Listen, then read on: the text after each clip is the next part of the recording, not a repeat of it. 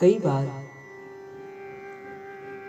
काल के क्रम के अंदर कुछ ऐसी घटना घट जाती है, कुछ ऐसा प्रभु कुछ ऐसा कार्य कर देते हैं जिसका आनंद प्रकृति सहस्त्र वर्षों तक मनाता है। कुछ ऐसा ही हुआ आज से 550 वर्ष पूर्व कि प्यारी जू की कुछ ऐसी इच्छा हुई, प्यारी जू का कुछ ऐसा अनुग्रह हुआ हम जैसे जीवों के लिए जो भटके हुए थे इस कलयुग की इस बयार के अंदर, और प्राकट्य हुआ आई महल से सहचरी, जिसका आनंद अद्यावधि आज तक अनेक रसिक जो है वो ले रहे हैं और पुनः उस निकुंज की यात्रा पर निकल रहे हैं। जैसे मैंने पहले कहा कि काल क्रम के अंदर कई कई युगों के अंदर कुछ ऐसी घटना घट जाती है जिसका आनंद प्रकृति सहस्त्र वर्षों तक निभाती है। सबसे पहले इस बात से प्रारंभ करेंगे कि क्यों प्राकट्य हुआ। जैसे मैंने पहले कहा, आज से 550 वर्ष पूर्व 3 ऐसे रसिक इस धरती के अंदर आए जिन्होंने इस निकुंज की रस की माधुरी को साक्षात इस धरती के अंदर प्रकट कर दिया। रसिक अनन्य नृपति स्वामी श्री हरिदास जी महाराज, रसिकाचार्य महाप्रभु श्री हरिवंश चंद्र महाराज और श्री हरिदास जी, श्री व्यास हरिराम व्यास जी महाराज। और इन 3 रसिकों का एक समय के आना हुआ और इन 3 रसिकों का जब मिलन होता था उन्हें रसिक त्रिवेणी के नाम से जाना जाता था। सबसे पहले क्यों प्राकट्य हुआ इसके बारे में हम जानेंगे, और फिर क्या क्या लीला हुई, कैसे बिहारी जी को श्री स्वामी जी महाराज ने प्रकट किया।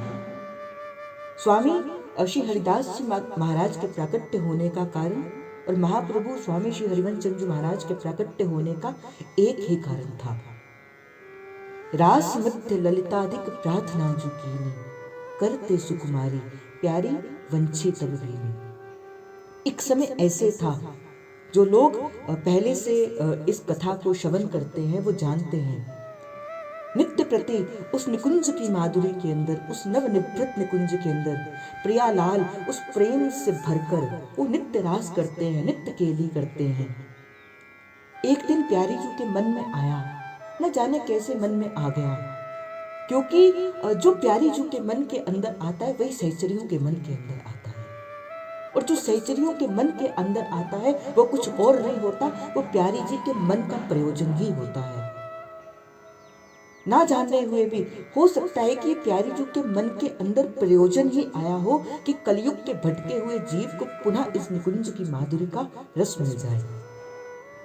बड़े सुंदर रास का नृत्य चल रहा था उस नवनिभृत निकुंज के अंदर, और प्यारी जो नृत्य की गति लेते हुए तत्त थई थई तत्त थई करते हुए पुणे कहाँ पे विराजमान हो गई, उस रास मंडल के अंदर विराजमान हो गई।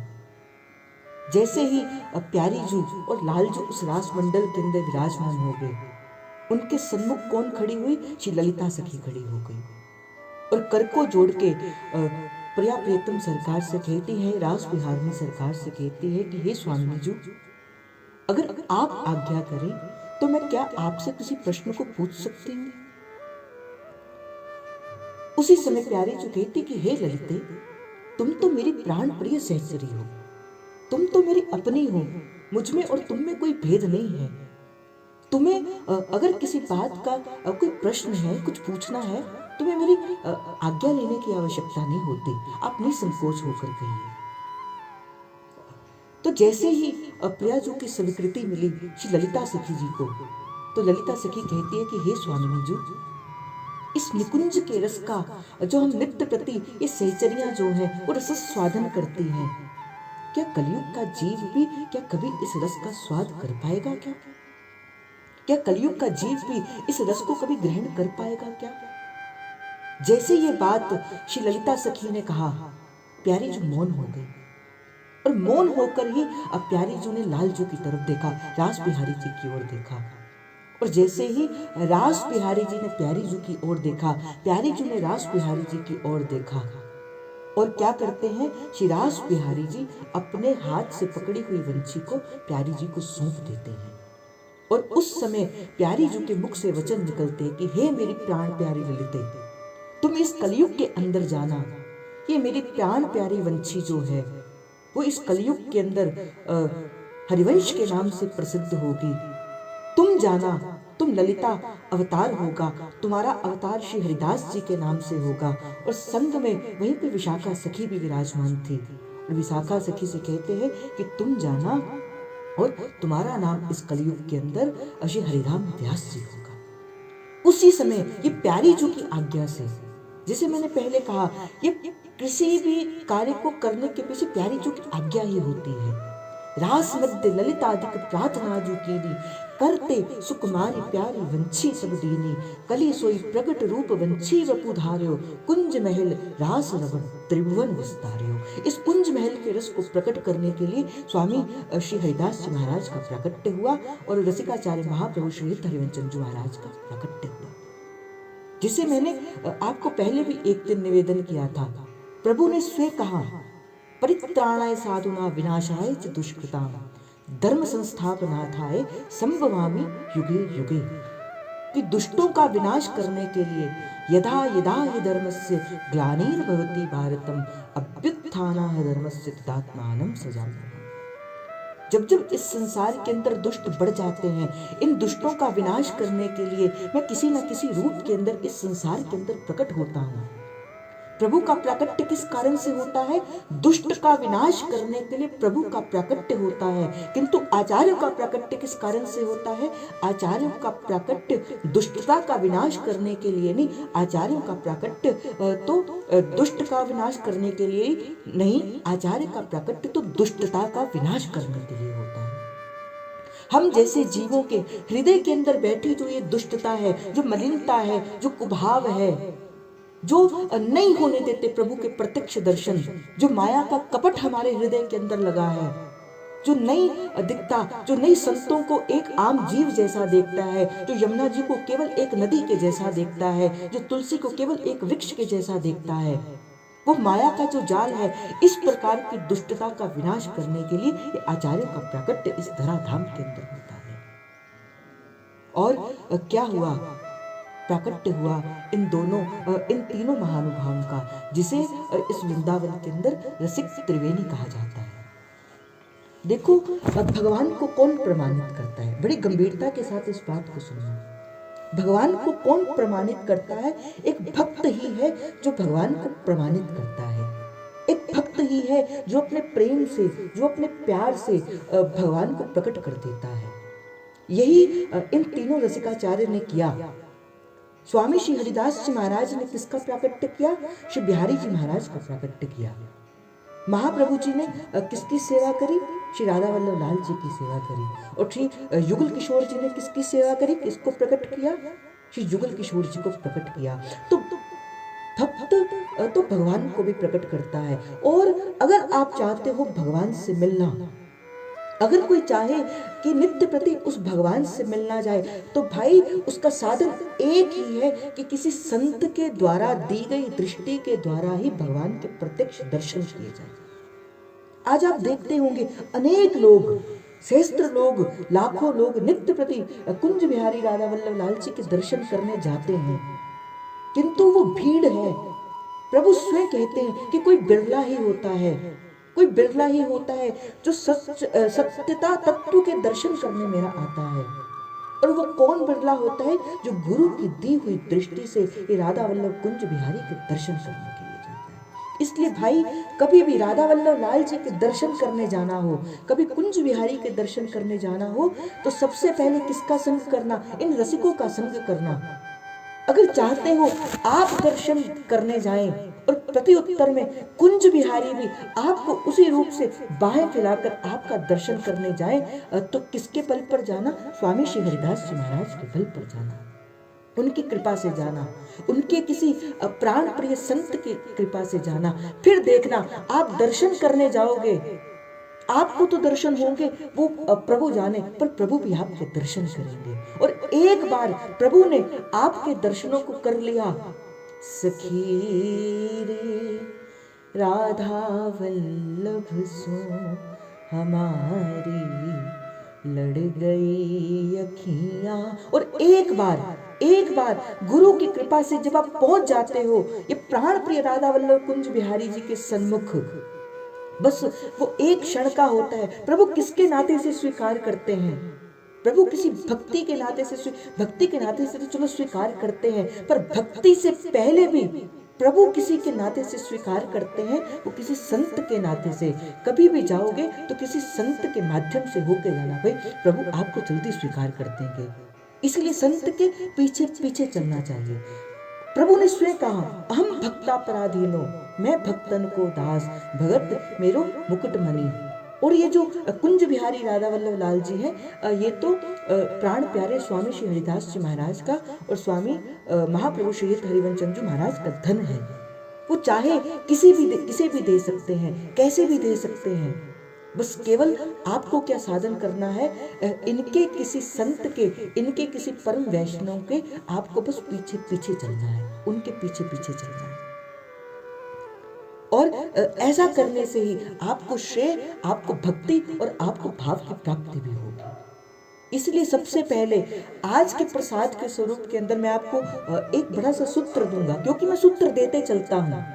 क्योंकि सूत्र क्या होते हैं, जिसे आप अपने जीवन के अंदर अपना के अपने जीवन को प्रभु के निमित्त बना सकते हो, प्रभु को पाने के योग्य बना सकते हो। तो आज का जो सबसे पहले आज के सत्संग का सत्र क्या है कि कभी भी राधा वल्लभ कुंज बिहारी के सन्मुख जाना तो किसकी ओट में जाना, किसी संत वैष्णव संत की, किसी आचार्य की ओट के अंदर होके ही जाना। इससे क्या होगा, आप जाओगे भी और आपके प्रति उत्तर में प्रभु आपको उसका उत्तर भी देंगे। ऐसे कई अनेक भक्त हुए, कई अनेक रसिक हुए, कई अनेक आचार्य हुए, पर नारद जी कहते हैं कि इन सभी भक्तों के अंदर कौन से भक्त जो है वो सर्वश्रेष्ठ कहा जाता है। नारद जी भक्ति सूत्र के अंदर कहते हैं, भक्ता एकांतिको मुख्या, जो एकांत रूप से प्रभु के नाम का, प्रभु के रूप का, प्रभु की लीला का और प्रभु के इस धाम का गुण गाते थे। ऐसे ही थे रसिक अनन्य स्वामी श्री हरिदास जी महाराज। नित्य प्रति इस प्रेम के द्वारा, इस रमण करते हुए, इस एकांतिक भजन के द्वारा इस वृंदावन की कुंज विधियों के अंदर विहार करते थे और सदा क्या कहते थे, श्याम प्यारी कुंज बिहारी, जय जय श्री हरिदास दुलारी। एकांतिक रूप से किसी से कुछ नहीं कहते, बस सतत इस वृंदावन के कुंज वीथियों के अंदर जाते रहते और केवल यही मंत्र गुनगुनाते रहते, श्याम प्यारी कुंज बिहारी, जय जय श्री हरिदास दुलारी। और ऐसे ही श्री बिहारी बिहारियों जी का भजन करते, सतत जुगल नाम को नेम रहत नित्य कुंज बिहारी, सतत जुगल नाम को नेम। आओ अब बिहारी जी के सन्मुख होते हुए भी, जैसे मैं आपको सदा कहता हूँ, हमारी वाणी के अंदर इतना दम नहीं कि हम सीधे सीधे कुंज बिहारी से कुछ कहें और कुंज बिहारी हमारी इस बात को भी सुन लें। जैसे मैंने पहले कहा, भक्तों के पीछे पीछे ही बिहारी जी के सन्मुख जाना चाहिए। और आओ आज बिहारी जी लेकर, आज स्वामी जी लेकर जा रहे हैं कहाँ, उस कुंज बिहारी के पास। तो क्यों ना बिहारी जी के संग उनकी बोलन के साथ हम भी अपने बोलन को मिलाएं और आज के भाव के अंदर प्रवेश करें। श्याम प्यारी कुंज बिहारी, जय जय श्री हरिदास दुलारी। श्यामा प्यारी कुंज बिहारी, जय जय श्री हरिदास दुलारी। श्यामा प्यारी कुंज बिहारी, श्यामा प्यारी कुंज बिहारी, जय जय श्री हरिदास दुलारी। जय जय श्री हरिदास दुलारी, जय जय श्री हरिदास दुलारी, जय जय श्री हरिदास दुलारी। श्याम प्यारी कुंज बिहारी, जय जय श्री हरिदास दुलारी। श्यामा प्यारी कुंज बिहारी, जय जय श्री हरिदास दुलारी। जय जय वृंदावन वृंदावन वृंदावन, जय जय वृंदावन वृंदावन वृंदावन, जय जय वृंदावन वृंदावन वृंदावन, जय जय वृंदावन वृंदावन वृंदावन, जय जय वृंदावन वृंदावन वृंदावन, जय जय वृंदावन वृंदावन वृंदावन। एकांतिक रूप से अपने कुछ शिष्यों के संग श्री हरिदास जी महाराज नित्य प्रति यही मंत्र का जाप करते। श्यामा प्यारी कुंज बिहारी, जय जय श्री हरिदास दुलारी। श्यामा प्यारी कुंज बिहारी, जय जय श्री हरिदास दुलारी। जैसे ही इस वृंदावन के अंदर श्री स्वामी जी महाराज ने निवास करना प्रारंभ किया, जैसे ही रसिक कन्नन निपटी स्वामी श्री हरिदास जी महाराज इस वृंदावन की भूमि के अंदर आए, तो क्या था कि कुछ शिष्य ऐसे थे जो नित्य प्रति स्वामी श्री हरिदास जी महाराज के संग रहा करते थे। उनमें से उनके एक प्रधान शिष्य थे, जो सबसे प्रिय शिष्य थे। उनका नाम था श्री विठल विपुल देव जी महाराज। नित्य प्रति स्वामी जी का एक नियम हुआ करता था कि निधिवन राज के अंदर जाते और किसी एक विशेष कुंज के अंदर जाते और उस कुंज को दंडवत प्रणाम करते। नित्य प्रति स्वामी जी का एक नियम हुआ करता था कि एक विशेष कुंज के पास जाते और नित्य प्रति क्या करते, उसी कुंज के अंदर जाके दंडवत प्रणाम करते, उस कुंज को प्रणाम करते, उस कुंज के अंदर थोड़ी देर बैठते, कुछ भजन करते और पुनः वापस आ जाते। शिष्यों के मन के अंदर आया कि इस कुंज के अंदर ऐसी क्या विशेषता है। समस्त वृंदावन की सभी कुंजें तो एक ही जैसी है। लता लता सब कल्पतरु, पारिजात सब फेर फूल। ऐसी कोई कुंज के अंदर, ऐसी कोई लता के अंदर तो कोई ऐसी विशेषता दिखाई नहीं पड़ती। पर इसके पीछे कैसा कौतुक है, इसके पीछे क्या कारण है कि स्वामी श्री हरिदास जी महाराज केवल एक विशेष कुंज के अंदर जाते हैं और केवल उसी विशेष कुंज के अंदर जाके ही दंडवत प्रणाम करते हैं। तो रसिकों के मन के अंदर आया, शिष्यों के मन के अंदर आया कि क्यों ना स्वामी जी से इस बात का प्रश्न किया जाए, क्यों ना स्वामी जी से इस बात को पूछा जाए। पर किसी को भी साहस नहीं हो रहा था कि स्वामी जी महाराज से कैसे पूछा जाए, कि कैसे स्वामी जी महाराज से इस बात का पूछा जाए कि आप क्यों वस्तुतः उसी विशेष कुंज के अंदर जाके ही अपनी सेवा करते हैं। देखो, इस बात के अंदर एक बात का निवेदन करते हुए मैं फिर आगे बढ़ूंगा कि विठल विपुल देव जी महाराज आदि शिष्यगण तो देखो निरंतर स्वामी जी महाराज के संग रहा करते हैं। उनके निज सेवी हैं, निज सहचरी हैं, निज उनका परिकर है, पर फिर भी सीधे सीधे कोई प्रश्न जो है वो स्वामी जी महाराज से नहीं करते। देखो, कई बार कई लोग केवल ऐसे ही प्रश्न पूछते हैं, कोई प्रश्न का कोई मतलब होता नहीं है, क्योंकि प्रश्न पूछना है, केवल इसी कार्य से प्रश्न पूछते हैं। देखो, जब तक आपको इस बात को ना लगे कि ये प्रश्न वस्तुतः मेरी जिज्ञासा है, और इस प्रश्न के उत्तर के बिना मैं अपने भगवत तत्व का उत्थान नहीं कर पाऊंगा, इस प्रश्न का उत्तर मुझे हमेशा पता होना चाहिए, फिर ही प्रश्न जो है वो संतों के आगे या वैष्णवों के आगे रखना चाहिए। अन्यत्र प्रभु से प्रार्थना करनी चाहिए और वाणी का आपको सहायता लेनी चाहिए, वाणी का सहारा लेना चाहिए या सत्संग का सहारा लेना चाहिए। जब तक आपको ऐसा ना लगे कि आपकी जिज्ञासा वस्तुतः जिज्ञासा है, तब तक कभी भी जिज्ञासा को कभी संत के आगे नहीं रखना चाहिए। यही कार्य उन्होंने किया। मन के अंदर जिज्ञासा थी, मन के अंदर प्रश्न था, पर फिर भी सीधे सीधे नहीं पूछा। क्यों? क्योंकि इससे वाणी का दुरुपयोग होता है। कभी भी सीधे सीधे कभी भी संत के सामने कुछ नहीं पूछना चाहिए। संत सन्मुख हो, केवल संत का सन्मुख होना ही, संत के सन्मुख होने से क्या होगा? संत के सन्मुख होने से सत्संग होगा, और सत्संग के अंदर अगर आप धैर्य रखोगे, आपके वस्तुतः जितने प्रश्न होंगे उस प्रश्नों के संपूर्ण उत्तर आपको उस सत्संग के अंदर ही मिल जाएंगे। जब भी संत के सन्मुख जाओ, संत कुछ कहे तो उसका आनंद लो, और ना कुछ कहे तो उस मौन का भी आनंद लेना चाहिए।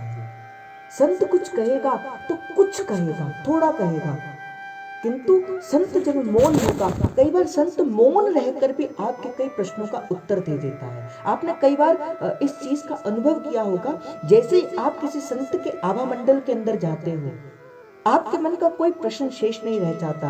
आप बड़ा कुछ कहना ये कह के जाते हो कि मैं जाऊंगा, जैसे ही अपने गुरुदेव सरकार के सन्मुख होऊंगा, ये प्रश्न पूछूंगा, वैसा प्रश्न पूछूंगा। वस्तुतः अगर वो संत होगा तो संत का आभा मंडल ही आपके समस्त प्रश्नों का उत्तर जो है वो दे देगा। ऐसा ही हुआ, जैसे मैंने पहले कहा कि मन में प्रश्न तो था, पर सीधे सीधे स्वामी श्री हरिदास जी महाराज से कौन कहे। सभी शिष्यों ने श्री विट्ठल विपुल देव जी से कहा कि देखो, हमारे मन के अंदर जिज्ञासा है कि क्यों रोज स्वामी श्री हरिदास जी महाराज जो है किसी एक विशेष कुंज के अंदर जो है वो नित्य प्रति जाते हैं, और क्यों जो है उसी विशेष कुंज को वो दंडवत प्रणाम करते हैं। तो विट्ठल विपुल जी से कहा कि क्यों ना आप पूछिए। तो जैसे ही सब शिष्यों ने श्री विट्ठल विपुल बिहारी जी से कहा कि देखो आप पूछिए। एक दिन की बात है, रसिक अनन्य स्वामी श्री अनन्य नृपति श्री हरिदास जी महाराज गए श्री निधिवन राज के अंदर और उसी विशेष कुंज को दंडवत करके पुनः लौट रहे थे। आज मुख प्रसन्न था श्री स्वामी जी महाराज का। श्री विट्ठल विपुल देव जी महाराज ने दंडवत प्रणाम की। कहा, स्वामी जी महाराज आप आज्ञा देंगे तो मैं क्या आपसे कोई प्रश्न पूछ सकता हूँ? कहते थे कि थोड़ा प्रसन्न चित्त था स्वामी श्री हरिदास जी महाराज ने। कहा, कहो विट्ठल विपुल देव, कहो विट्ठल विपुल जी, आपके मन के अंदर क्या जिज्ञासा है, आपके मन के अंदर क्या प्रश्न है? तो विट्ठल विपुल जी ने कहा कि स्वामी जी, सभी शिष्य इस बात की जिज्ञासा को लेकर बैठे हैं, आप नित्य प्रति एक विशेष कुंज के अंदर जाके दंडवत प्रणाम करते हैं, वहां पर जाकर भजन करते हैं, साधन करते हैं, जबकि वृंदावन की तो प्रत्येक लता एक जैसी है। अगर आपने दर्शन किए होंगे श्री निधिवन राज के, तो निधिवन राज की तो प्रत्येक लता एक जैसी ही है, पर उस कुंज की क्या विशेषता है? सभी सहचरी, जो सभी आपके जो पर शिष्य हैं, सभी आपके शिष्य हैं, सब जो आपके परिकर वाले हैं, तो वो क्या करते हैं, वो इस बात को जानना चाहते हैं। मौज में थे उस दिन स्वामी श्री हरिदास जी महाराज, और विट्ठल विपुल देव से कहते कि जाओ, अच्छा विट्ठल विपुल देव, तुम देखना चाहते हो कि उस कुंज के अंदर क्या विशेषता है, तो जाओ उस कुंज के अंदर जाके देख के आओ। देखो भाई, इस घटना पे कहने के बाद मैं आपको एक बात का और निवेदन करता चलूंगा, क्योंकि देखो, छोटे छोटे सत्संग का अर्थ क्या होता है कि आपको छोटी छोटी बातें जो है वो समझाते हुए जाए। आप सत्संग के अंदर जब भी आप सत्संग करने आए, उसके बाद किसी ऐसे नई चीज को सीखें। अब कोई कहता है कि सत्संग में क्यों जाना चाहिए, सत्संग में क्यों जाना चाहिए? कि देखो, कभी कभी सत्संग में जाने पे, कभी सत्संग में जाके संत का संग करने से संत के मन में मौज आ जाती है, और संत मौज में आए हुए कुछ ऐसा वचन जो है वो सत्संग के माध्यम से आपको कह देता है, जिससे आपको प्रभु तक पाने का रास्ता सीधा मिल जाता है। वो मौज कब आएगी, कैसे आएगी, ये कोई नहीं जानता। कभी भी आ सकती है, कभी भी आ सकती है, कैसे भी आ सकती है। इसलिए कहा जाता है कि सदा सत्संग के, किसी संत के निकट रहना चाहिए, अपने आचार्यों के निकट रहना चाहिए। एक दिन होगा कि किसी संत के हृदय के अंदर मौज आएगी, वो कह देगा आपसे प्रेम भरे वचन, और बस उतनी सी बात होगी। वो कब कहेगा ये नहीं होगा, पर आप निकट बने रहिए। जैसे कई बार होता है ना कि सागर के अंदर ज्वार भाटा आता है, और जैसे ही सागर के अंदर ज्वार भाटा आता है तो ऐसी लहर उड़ती है उस सागर के अंदर से, कई कई कोसों की सूखी जो भूमि है वो भी सागर जो है वो गीली करके चली देता है। उसी प्रकार ही संत के हृदय के अंदर जब प्रभु के प्रेम की लहर उठेगी, एक दिन ऐसा होगा, और होगा, अवश्य होगा। आप नित्य प्रति सत्संग करिए, किसी संत का संग करिए, देखना आपके जीवन के अंदर एक ऐसा समय आएगा जिस दिन प्रेम से भरा होगा वो संत का, वो आचार्य का, वो गुरु का मन, और आप सन्मुख बैठे सत्संग कर रहे होंगे, और कुछ निकल जाएगा मुख से उस संत के, और फिर क्या होगा कि मिल जाएंगे। श्याम प्यारी कुंज बिहारी, जय जय श्री हरिदास दुलारी। इसीलिए वो माला माल कर देगा आपको, केवल अपने उस प्रेम से भरे, उस मौज में आए हुए शब्द से ही। साधु बोले सहज सुभाव, साधु का कहा वृथा नहीं जाए, साधु कहे सहज सुभाव। साधु तो सहजता के साथ कहता है। बस आपको क्या विचार करना है, बस आपको प्रतीक्षा करनी है, एक मौन समर्पण, और आचार्य के चरणों में मौन समर्पण, और बस प्रतीक्षा।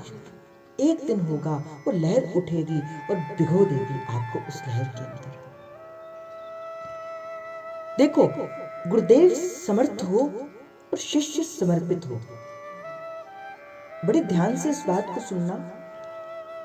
अगर गुरुदेव सामर्थ्य है और शिष्य समर्पित होती हो, फिर रस को पाने में कोई ज्यादा देर नहीं लगती। अगर गुरुदेव समर्थ है और शिष्य समर्पित है तो प्रभु को पाने में कोई ज्यादा देर नहीं लगती। आपको क्या करना है, आपको संपूर्ण समर्पण भाव से अपना संपूर्ण जीवन जो है वो गुरु पर आश्रित कर देना है। यही विधि है इस निकुंज के रस को पाने की, केवल और केवल एक मौन समर्पण। तो यही हुआ मौज से भरे हुए थे उस दिन स्वामी श्री हरिदास जी महाराज, और विट्ठल विपुल देव जी ने प्रश्न कर लिया कि प्रभु आप क्यों उस विशेष कुंज के अंदर नित्य प्रति जाते हैं, और मौज से भरे हुए थे। तो विट्ठल विपुल से कहते कि जाओ, मुझसे क्या पूछते हो, जाओ उस कुंज के अंदर स्वयं जाओ और जाकर देख लो मैं क्यों उस कुंज के अंदर जाता हूँ। और देखो, अब गुरु के मुख से जो भी आज्ञा निकलती है, बड़े ध्यान से इस बात को सुनना और इस बात का विचार करना। गुरु के मुख से जो भी आज्ञा निकलती है वो आज्ञा नहीं है, गुरु ने आपको सामर्थ्य दी है उस कार्य को करने की। गुरु के मुख से आज्ञा कोई भी मिल गई, कोई ऐसा काम भी मिल गया जो आप नहीं कर सकते थे, जो आपके लिए करना असंभव था, किंतु आचार्य ने, संत ने, गुरु ने आपको आज्ञा दे दी कि नहीं भाई तुझे वो कार्य करना है। गुरु आज्ञा तभी देता है जब गुरु पहले उस कार्य को करने का सामर्थ्य देता है। अनेक बार गुरु ने ऐसा ही किया। गुरु ने जब भी किसी को आज्ञा दी, आज्ञा देने से पहले सामर्थ्य दिया, फिर सामर्थ्य देने के बाद आज्ञा की। शिष्य को क्या करना है, जैसे ही गुरु की आज्ञा मिलती, कोई भी आज्ञा मिले, गुरु ने कह दिया कि भाई सीधे सीधे तुझे इसी जीवन के अंदर प्रभु मिलेंगे, गुरु ने कह दिया। अब गुरु के वचन को सत्य मान के, सत्यम परम धीमहि, गुरु के वचन त्रिकाल सत्य हैं, त्रिकाल सत्य हैं, त्रिकाल सत्य हैं। गुरु ने आज्ञा दे दी तो उसे सामर्थ्य भी दे दिया। अब आज्ञा की पूर्ति नहीं होती तो गुरु आज्ञा ही नहीं देते। अगर गुरु ने उस आज्ञा की पूर्ति को करना ही नहीं होता तो गुरु आपको आज्ञा ही नहीं देते। इसलिए जब भी अगर आपको किसी संत या किसी वैष्णव की आज्ञा मिले कि हे भाई तुम्हें ये कार्य करना है, तो पहले उस संत ने, उस वैष्णव ने आज्ञा देने से पहले आपको वो सामर्थ्य दिया। यही हुआ ना हनुमान जी के पास भी। हनुमान जी महाराज उस 100 योजन के समुद्र को लांघ कर पहुंच गए कहां पे? उस लंका की नगरी के अंदर। और जैसे ही उस लंका को दहन करके आते हैं श्री हनुमान जी महाराज, तो प्रभु पूछते हैं कि कैसे आपने किया, कैसे आपने ये काम कर लिया? तो हनुमान जी महाराज कहते, तो तब प्रताप रघुराई, प्रभु ये मेरे किसी कारण से नहीं हुआ था, ये आपके ही कारण से हुआ था। वानर तो अनेक स्थानों पर गए थे, अनेक दिशाओं के अंदर गए थे, किंतु आपने मुद्रिका मुझे ही क्यों दी? आपने ये आज्ञा मुझे ही क्यों दी कि जाना ये मुद्रिका को लेकर ये जानकी जी को दे देना। प्रभु मुद्रिका मेले मुख माही, जलधि मांग गए अचरज नाहि। प्रभु मुद्रिका मेल मुख माही, जलधि लांग गए अचरज नाहि। प्रभु तो पहले क्या करते हैं? प्रभु तो पहले आपको सामर्थ्य देते हैं किसी को कार्य करने की। हनुमान जी ने कहा, प्रभु आपने तो पहले सामर्थ्य दी थी, मैंने नहीं लांगा वो 100 योजन का समुद्र, प्रभु वो आपकी आज्ञा से ही मैंने लांगा है। देखो, गुरुजन जो आज्ञा देते हैं, जो आज्ञा मिलती है, उसमें सोचना नहीं, उसमें कुछ संकोच नहीं करता। वो आपके पुरुषार्थ की परीक्षा लेने के लिए नहीं करते, वो आज्ञा तो आपको सामर्थ्य बनाती है, वो आज्ञा आपको समर्थ बनाने के लिए करती है। और जो समर्थ करता है फिर वो प्रभु को बनने के योग्य करता है। इसलिए आज्ञा सुन साहिब सेवा, गुरु की आज्ञा को सर्वस्व मानना। और हमारे महाप्रभु ने क्या आज्ञा दी? ताते भैया मेरी सो कृष्ण गुण संचु, ये महाप्रभु की आज्ञा है। और दूसरी महाप्रभु ने आज्ञा क्या दे दी?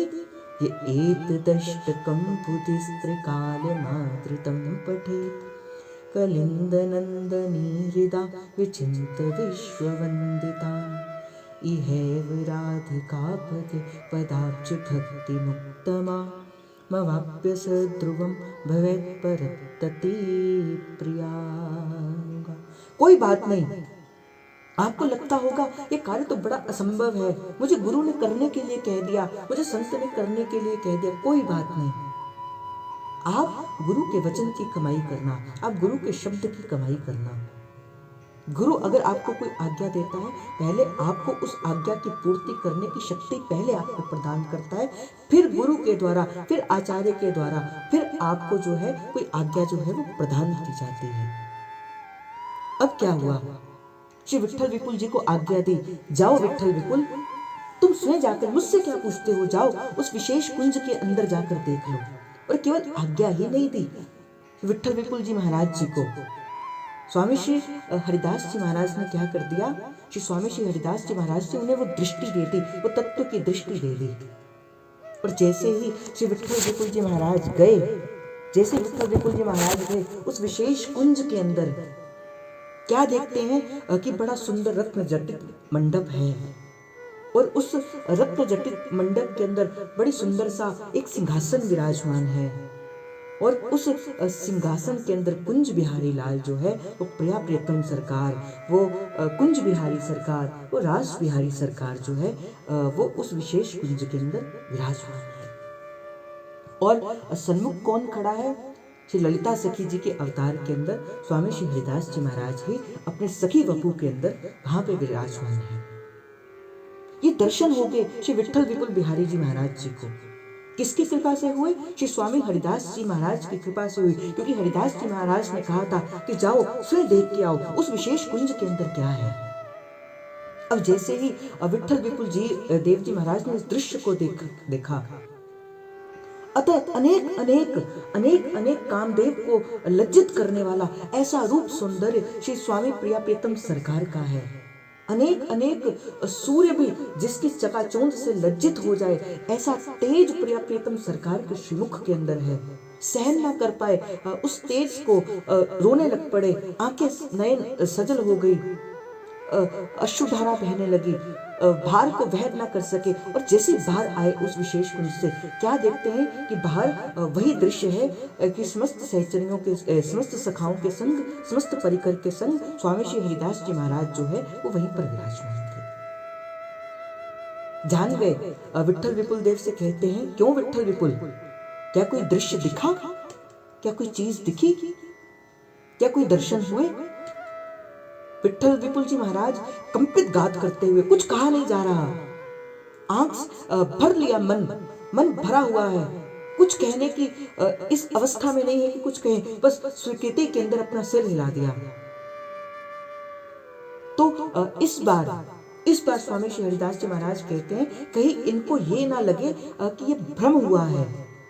अब विट्ठल विपुल देव जी को आज्ञा देते हैं कि जाओ, पुनः जाओ उस विशेष कुंज के अंदर। अब जाना, और केवल जाना ना, इस बार कोई प्रसाद भी अवश्य लेके आना। फिर पुनः आज्ञा करी कि जाओ विट्ठल विपुल, पुनः जाना, और अब केवल जाना मत, अब वहां से जाकर कोई लेकर आना, कोई प्रसाद को लेके आना। क्योंकि वो चाहते थे कि इस विट्ठल विपुल के मन के अंदर कोई ऐसा भ्रम ना रहे। देखो, भक्त के जीवन के अंदर जैसे ही भक्त गुरु की आज्ञा का पालन करता है, भक्तों का संग करता है, रसिकों का संग करता है, उसके जीवन के अंदर कुछ ऐसी घटनाएं घटनी अवश्य होती है। उसके जीवन के अंदर जो आध्यात्मिक तत्व है, आध्यात्मिक तंतु जो है, वो उसके आसपास जो है वो आ जाते हैं, जो उसे दिव्य अनुभूतियां करवाते हैं। किंतु साधक उसे भ्रम ना समझे। वो प्रभु की कृपा के द्वारा ही, वो प्रभु की कृपा ही है, जो प्रभु की कृपा आपको वो दिव्य अनुभूतियां कराती है। वो गुरु की कृपा ही है। आपको क्या करना है? अगर आप भी चाहते हो कि गुरु की कृपा से आपको वो दिव्य अनुभूतियां प्राप्त हो जो स्वामी श्री विट्ठल विपुल बिहारी देव जी महाराज को हुई थी, अगर आप चाहते हो कि गुरु की कृपा आपको प्राप्त हो, तो बड़ी सुंदर बात एक रसिक कहते, बोले कृपा कृपा तो सब कहे, पर कृपा न माने कोई, कृपा न जाने कोई, और कृपावान सो ही जानिए जो आज्ञावर्ती हुई। आपको क्या करना है? गुरु की आज्ञा में रहना है। और गुरु ने जो आपको नियम दिया है, गुरु ने कह दिया कि देख भाई, तुझे बस ये नियम करना है और तुझे किसी भी चीज करने की आवश्यकता नहीं है। अगर आप गुरु की आज्ञा के अंदर रहेंगे, आपको वस्तु की प्राप्ति स्वतः ही हो जाएगी। विचार करो, क्या नियम था शबरी का? नित्य प्रति बुहारी करती, पर गुरु ने कहा था कि देख शबरी, तेरे घर के अंदर राम आएंगे। 13 वर्ष की आयु थी जब शबरी को कहा गया था कि देख शबरी, तेरे घर पे राम आएंगे। गुरु ने ये नहीं कहा कि कब आएंगे। गुरु के मुख से बस इस बात को सुना कि देख शबरी, तो इंतजार करना, तेरे घर पे राम आएंगे। और शबरी ने क्या किया? उस गुरु के वचन की कमाई की। पूछा नहीं गुरु से कि कब आएंगे, और नित्य प्रति राह बुहारती, नित्य प्रति प्रभु के आने का संदेश पाती। कोई भी आहट होती कि मेरी क्या प्रभु आएंगे, क्या प्रभु तो नहीं आ गए? मेरे गुरु ने कहा था प्रभु आएंगे। और उस आज्ञा को माना। और देखो एक दिन ऐसा आया कि प्रभु को आना पड़ा। अब कहीं भ्रम ना हो जाए विट्ठल विपुल बिहारी दास जी को। स्वामी श्री रसिकानंद नृपति श्री स्वामी जी महाराज कहते कि जाओ विट्ठल विपुल, जाओ इस बार पुनः जाना उस विशेष कुंज के अंदर। और इस बार केवल जाना नहीं, इस बार जाओ तो वहां से कोई प्रसाद भी लेके आना। कहते हैं कि इस बार जैसे ही विट्ठल विपुल देव जी महाराज पुनः गए उस कुंज के अंदर, उस कुंज के भीतर, क्या देखते हैं? पुनः वो रतन घंटित वो सुंदर सा मंडप है, बड़ा सुंदर सा रास मंडल विराजमान है। उस रास मंडल के अंदर प्रिया प्रियतम सरकार विराजमान है। और क्या देखते हैं कि धीरे धीरे मिलते वो जो प्रिया प्रियतम का प्रत्यक्ष रूप था वो 2 विग्रह के अंदर बन गया। और 2 विग्रह का रूप जो था वो स्वामी श्री हरिदास जी महाराज ने लिया और श्री विट्ठल विपुल जी के हाथों में पकड़ा दिया। यही प्रसाद था, क्योंकि गुरु ने कहा था कि इस बार खाली हाथ मत आना विट्ठल विपुल, इस बार किसी प्रसाद को लेके आना। जैसे ही वो प्रिया प्रियतम सरकार का जो स्वरूप था, जैसे वो प्रिया प्रियतम सरकार थे, अब क्या हुआ, वो प्रिया प्रियतम सरकार का जो स्वरूप था वो श्री विग्रह के रूप के अंदर बन गया। और विग्रह के रूप के अंदर श्री स्वामी जो सन्मुख खड़ी थी ललिता सखी के अवतार के अंदर, श्री ललिता सखी जी ने उस विग्रह के स्वरूप को उठाया और विट्ठल विपुल देव जी के पास पकड़ा दिया। आज भी जिस रूप के हम दर्शन करते हैं, एक ऐसा रूप के आपने दर्शन किए होंगे स्वामी श्री रसिक नंदन नृपति स्वामी श्री हरिदास जी महाराज के, जिनके एक जांघ पर प्रिया प्रियतम प्यारी जी विराजमान है और एक जांघ के अंदर श्री बिहारी जी महाराज विराजमान है। ये उसी समय के निकुंज के दर्शन है, क्योंकि उसके बाद तो प्रिया और प्रियतम एक स्वरूप के अंदर हुए हैं। ये उस समय के दर्शन है जब विट्ठल विपुल देव बिहारी जी महाराज को ऐसे दर्शन जो है वो उस निधिवन राज की विशेष कुंज के अंदर दिए थे। अब जैसे ही वो सुंदर सुंदर श्री विग्रह जो है वो विट्ठल विपुल बिहारी जी महाराज को दिए, अब विट्ठल विपुल महाराज जी ने पकड़ा उन दोनों विग्रह को, अपने इन हाथों से पकड़ा और विट्ठल विपुल जी बाहर आ गए। और जैसे ही सब लोगों ने देखा कि इस बार विट्ठल विपुल जी आए हैं तो केवल अकेले नहीं आए, अब विट्ठल विपुल जी के साथ एक सुंदर सुंदर श्री विग्रह भी आए हैं। सब प्रसन्न हो गए, बोलो कुंज बिहारी लाल की जय, सुधा के बिहारी लाल की जय। अब जैसे ही विट्ठल विपुल जी महाराज उस विशेष कुंज से बाहर आए, बड़ा सुंदर स्वरूप उनके संग था और जैसे समस्त परिकर के अंदर खुशी की लहर पड़ गई। उसी निधिवन राज के अंदर जहाँ आज भी हम दर्शन करते हैं, उसी कुंज के हम दर्शन करते हैं, जिस कुंज के अंदर से भाई, इसलिए मैं कहता हूँ ये जो प्राचीन वृंदावन का स्थान है ना, ये सेवा कुंज हो गया, ये निधिवन राज हो गया, ये ऐसे स्थान कौन से स्थान होते हैं, इन स्थान के अंदर आज भी भक्ति की वो लहर वो कहीं ना कहीं आपको स्पर्श करेगी, वो रसिकों की जो भाव भावना है वो आपको स्पर्श करेगी। इसलिए जब कभी भी वृंदावन के अंदर जाओ, इन स्थान के अंदर जाना चाहिए। अब जैसे ही वो विट्ठल विपुल जी महाराज जो है वो अभी एक स्वरूप में नहीं आए, अभी एक स्वरूप नहीं हुआ है, अभी दो स्वरूप के अंदर प्रिया प्रियतम सरकार है। अभी पूर्णता बिहारी जी का प्राकट्य नहीं हुआ, अभी तो केवल स्वामी जी महाराज ने ललिता सखी के अवतार के अंदर श्री विट्ठल विपुल देव जी को केवल और केवल वो श्री विग्रह दिए हैं। अब क्या हुआ, जैसे ही श्री विट्ठल विपुल देव जी महाराज उन दोनों श्री विग्रह को लेकर बाहर आए और जैसे ही श्री स्वामी जी महाराज की उस गोद में वो दोनों उन स्वरूप को श्री स्वामी जी महाराज की गोद में विराजमान कर दिया, कहते कि स्वामी जी थोड़े उदास हो गए। सभी लोगों ने पूछा, स्वामी जी महाराज ये तो बड़ी प्रसन्नता का कारण था, आज प्रिया प्रियतम सरकार नित्य निकुंज से आए हैं और आप आज उदास हैं, आपकी उदासी का क्या कारण है?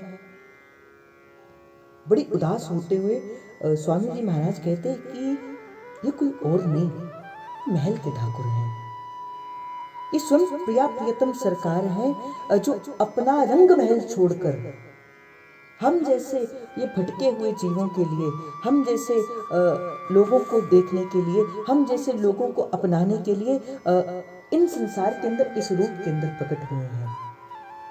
और मैं तो ठहरा एक छोटा सा एक जीव, मैं कैसे प्रिया प्रियतम सरकार की सेवा कर पाऊंगा? और ये तो कुंजों में विहरण करने वाले हैं, ये प्रिया प्रियतम भक्तों को सुख देने के लिए इस संसार के अंदर प्रकट हुए हैं और हम ठहरे विरक्त, हम किस प्रकार से इस प्रिया प्रियतम सरकार की ये सेवा कर पाएंगे? इस बात से मैं बहुत उदास हूँ, क्योंकि विरक्त वेश जो है वो स्वामी श्री हरिदास जी महाराज जो है वो धारण करते थे। और स्वामी श्री हरिदास जी महाराज का जीवन कैसा, केवल कहते कि 3 तोला चना, एक तोला चना में कितना होता है, 10 ग्राम का एक तोला कहा जाता है, केवल 3 तोला चना जो है वो मांगते और बस उसी को पाते और सेवा और कहते कि प्रभु मैं कैसे आपकी सेवा को कर पाऊंगा। इस बात को लेके स्वामी श्री हरिदास जी महाराज थोड़े से गंभीर हो गए, स्वामी श्री हरिदास जी महाराज थोड़े उदास हो गए। देखो ये है रसिकों की भक्ति का तत्सुख सुखितम, कि प्रभु मैं कैसे आपकी सेवा को कर पाऊंगा, मैं कैसे आपको सुख को दे पाऊंगा।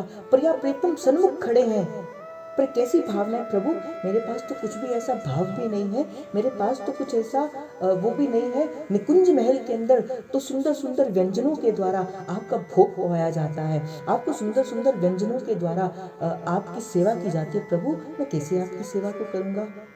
इसे ही निकुंज का तत्सुख सुखितम भाव कहा जाता है।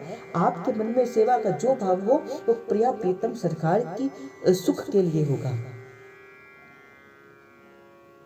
अब हम कहाँ से इनको शयन कराएंगे? हम तो खुद मांग कर खाने वाले हैं, हम कहाँ पे इनको रखेंगे? हम तो केवल एक लंगोटी पहनने वाले हैं, अब हमारी वजह से उनको कष्ट होगा। ये बात स्वामी जी महाराज को नित्य प्रति खाई जा रही थी। पर जैसे मैंने पहले कहा, भगवान कुछ भी कार्य करते हैं तो भगवान पहले सामर्थ्य देते हैं। जान गए कुंज बिहारी कि स्वामी श्री हरिदास जी महाराज को मेरी सेवा करने में संकोच हो रहा है, तो सबसे पहले उन्होंने क्या दिया? उन्होंने सामर्थ्य दिया। और भगवान क्या कहते हैं कि देखो कोई बात नहीं, स्वामी श्री हरिदास जी महाराज को कहते कि देखो किसी बात की चिंता को करने की आवश्यकता नहीं है। नित्य प्रति मेरे चरणों से 12 स्वर्ण की मोहरें निकलेंगी और आप क्या करना, उन मोहरों से नित्य प्रति आपको जैसा लगे आप वैसा ही मेरा श्रृंगार करना, आप वैसा ही मेरा जैसे ही आपको राग लगेगा, अब जैसे ही आपको भोग लगेगा, आप मुझे वैसा ही करते रहना। और देखो एक बहुत सुंदर बात एक संत कहा करते थे, ये कह के आज के भाव को मैं विराम दूंगा।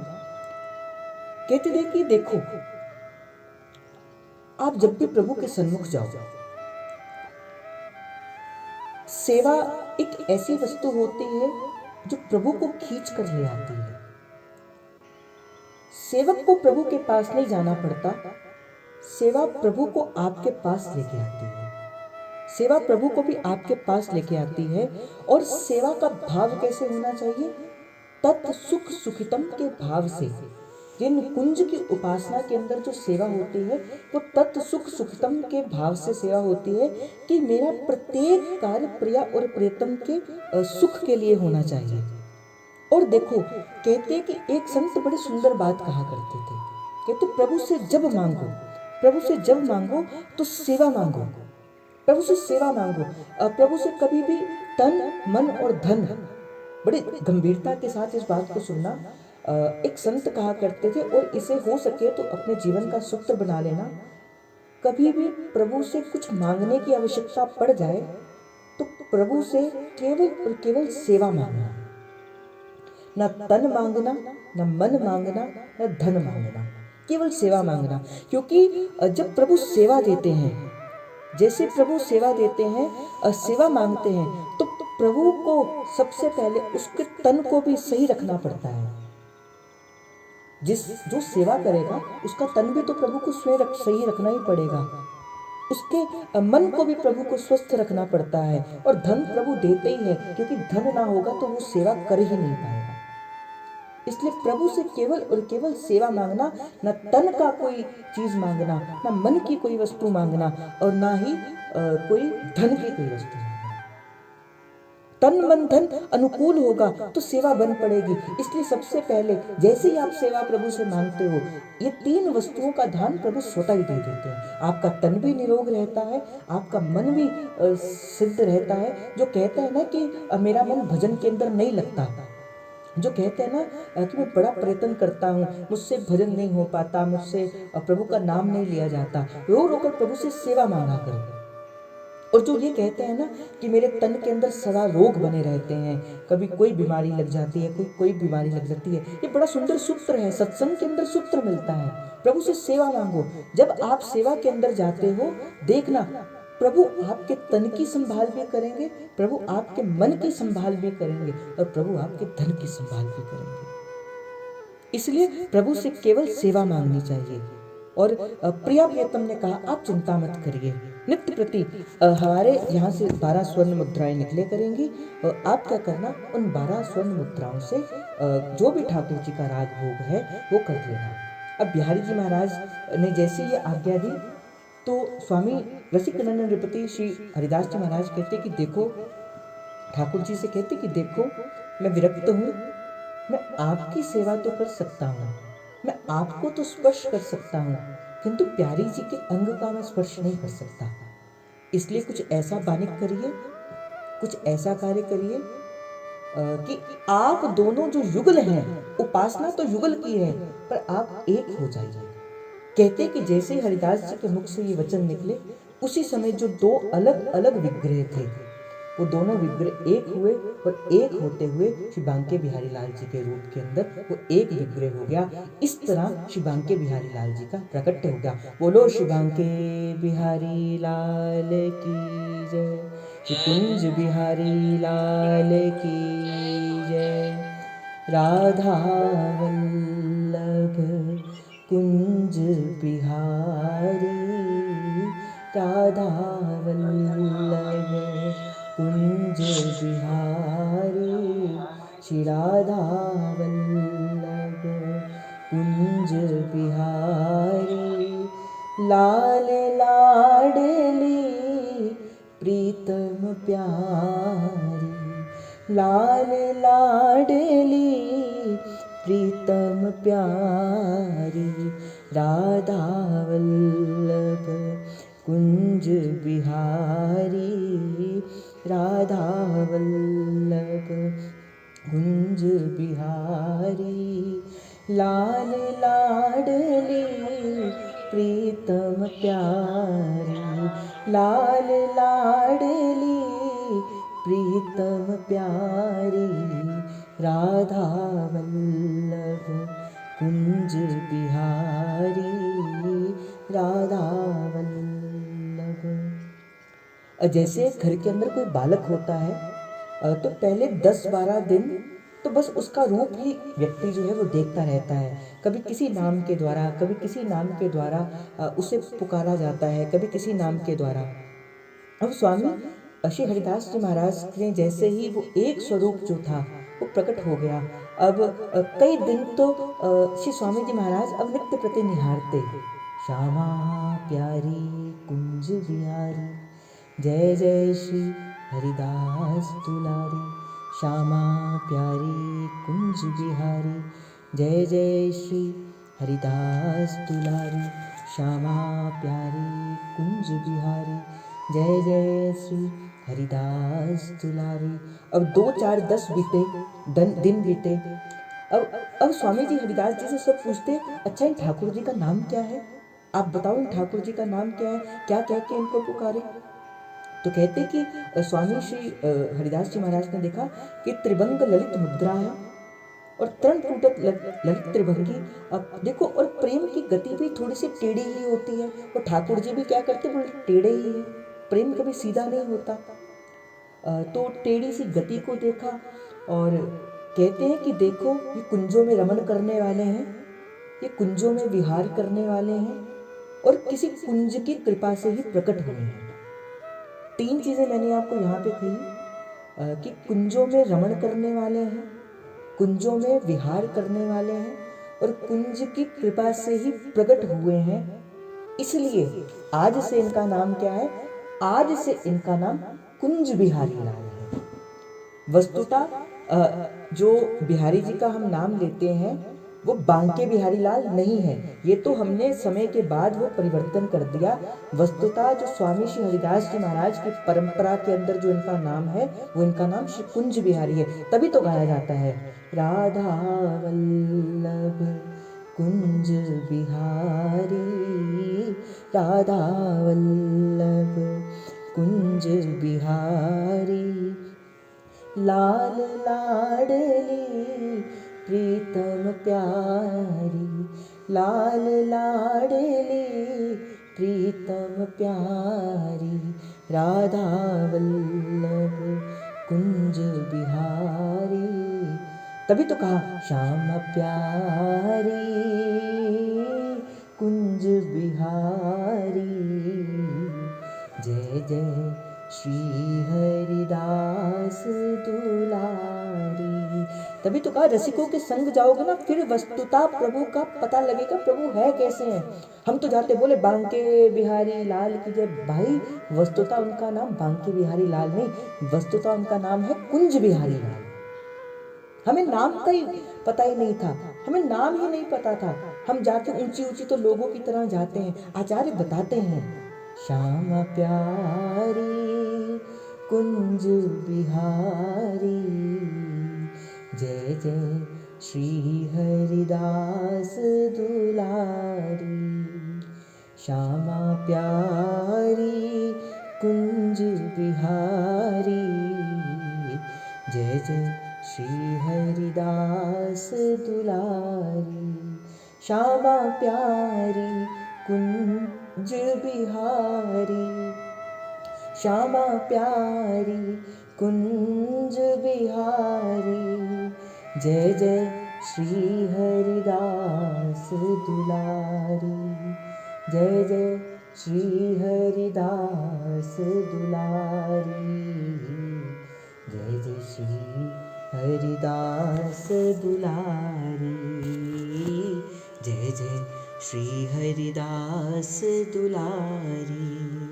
श्याम प्यारी कुंज बिहारी, जय जय श्री हरिदास दुलारी। बस अंतिम पंक्ति कहते हुए आज का भाव स्वामी श्री हरिदास जी महाराज के पावन गोरे चरणारविंद पे समर्पित, श्री बांके बिहारी लाल जी के, श्री कुंज बिहारी लाल जी के पावन चरणारविंद में समर्पित, श्री राधा वल्लभ लाल जी के श्री प्यारी प्यारी गोरी गोरी भोरी भोरी हमारी स्वामिनी जी के पावन चरणारविंद में समर्पित। देखो, हम प्रभु का प्राकट्य तो मनाते हैं, प्रभु का प्राकट्य तो एक वर्ष के बाद मनाया जाता है। जैसे बिहारी जी का प्राकट्य हो गया, लाल जी का प्राकट्य होगा, राधा वल्लभ लाल जी का प्राकट्य हो गया, राधा रमण लाल जी का प्राकट्य होगा, या किसी भी ठाकुर जी का प्राकट्य तो एक वर्ष के बाद मनाया जाता है। पर देखो सत्संग की कितनी कृपा है, सत्संग जब चाहे प्रभु का प्राकट्य प्रकट कर सकता है, सत्संग जब चाहे प्रभु को प्रकट कर सकता है। और धन्य है श्री जी की अपार कृपा कि कुछ दिनों पहले श्री राधा वल्लभ लाल जी के प्राकट्य की चर्चा इसी आज के मतलब कि प्राकट्य की चर्चा इस सत्संग के माध्यम से हुई, और आज श्री जी ने और कृपा कर दी, श्री बिहारी जी के प्राकट्य की चर्चा भी आज इस पावन सत्संग के रूप के अंदर हुई। और आज का भाव श्री जी के कोमल कोमल चरणारविंद में समर्पित, गोरी भोरी हमारी स्वामिनी जी के गोरे गोरे चरणारविंद में समर्पित, श्री कुंज बिहारी लाल जी के चरणारविंद में समर्पित, स्वामी श्री हरिदास जी महाराज के चरणारविंद में समर्पित। और कल इसी भाव की चर्चा को हम आगे करेंगे। आज बिहारी जी का प्राकट्य हुआ है। अब किस प्रकार श्री बिहारी जी को श्री हरिदास जी महाराज ने लाड लड़ाया और क्या क्या घटनाएं उनके जीवन के अंदर घटी, इस भाव की चर्चा वो हम कल करेंगे। आपके हृदय के अंदर बैठे प्रेम प्रभु को, हित प्रभु को, जय जय श्री हरिवंश, जय जय श्री हरिवंश, जय जय श्री हरिवंश। श्री राधा वल्लभ लाल की जय।